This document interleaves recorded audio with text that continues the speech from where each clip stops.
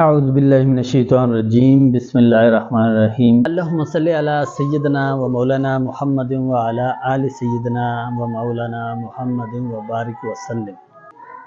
ہے ابر کرم ذرا تھم کے برس، اتنا نہ برس کہ وہ آ نہ سکیں، اور جب وہ آ جائیں تو پھر جم کے برس، اتنا برس کہ وہ جا نہ سکیں۔ ذکر خدائے رسول کی محفل سجی ہے آج، حوروں میں بھی دھوم صلی علی مچی ہے آج، جنت خدا کے نور سے دلہن بنی ہے آج، ہار غنچے گل کے ہونٹوں پہ دیکھو ہنسی ہے آج۔ بسم اللہ الرحمن الرحیم۔ ان اللہ و ملائکتہ یصلون علی النبی یا ایھا الذین آمنوا صلوا علیہ وسلموا تسلیما۔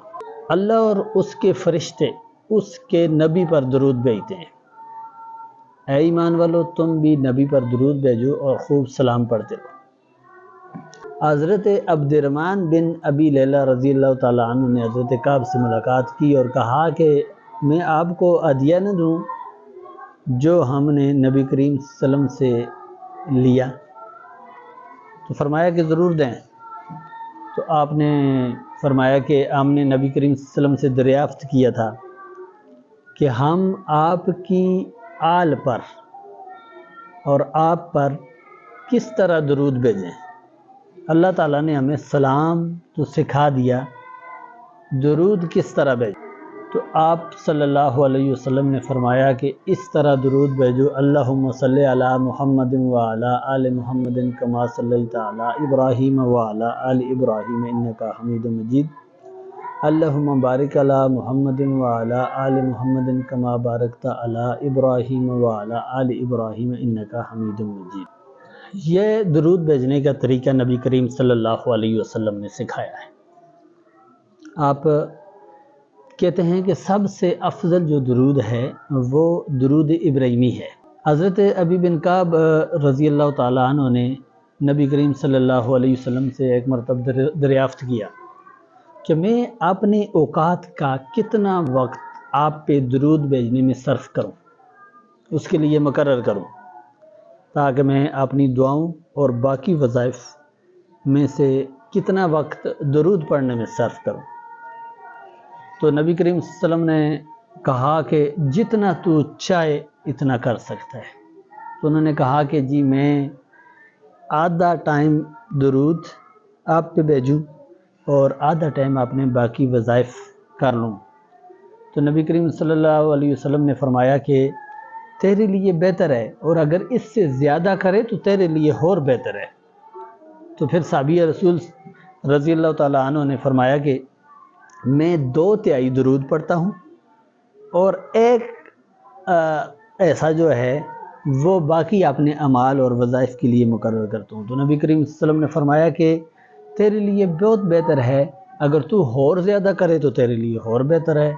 تو پھر صحابی رسول صلی اللہ علیہ وسلم نے فرمایا کہ میں سارا وقت اپنا دعا کا اور وظائف کا میں اپنا سارا وقت درود کے لیے مقرر کرتا ہوں۔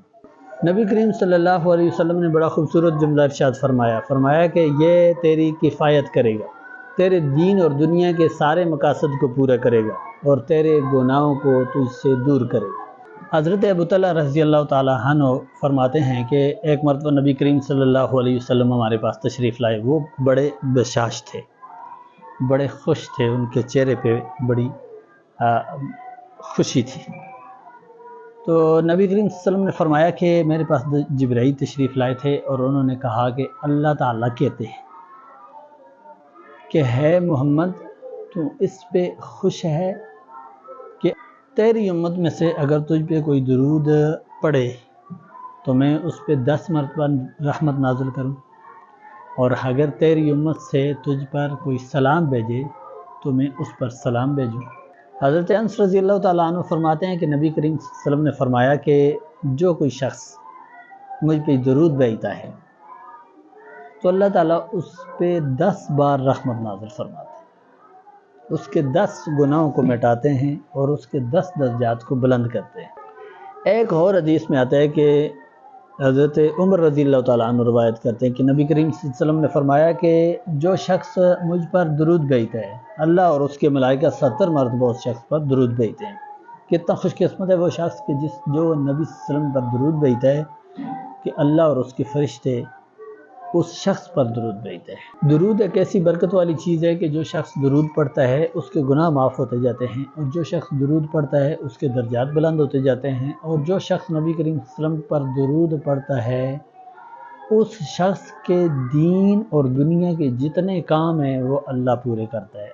وہ کام اس کے بغیر کسی تکلیف کے، بغیر کسی ٹائم کے اس کے کام ہو جاتے ہیں۔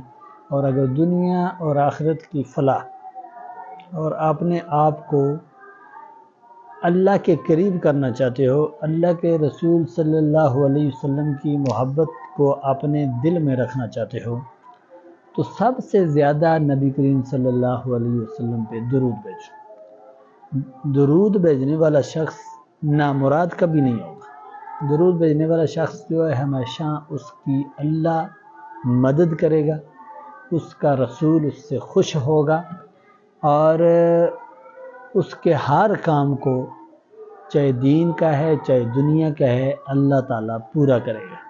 اللہ تعالیٰ سے دعا ہے کہ اللہ تعالیٰ ہم سب کو درود پڑھنے کی توفیق نصیب فرمائے۔ ہمارے چینل کو سبسکرائب کر دیں اور ویڈیو کو شیئر کر دیں۔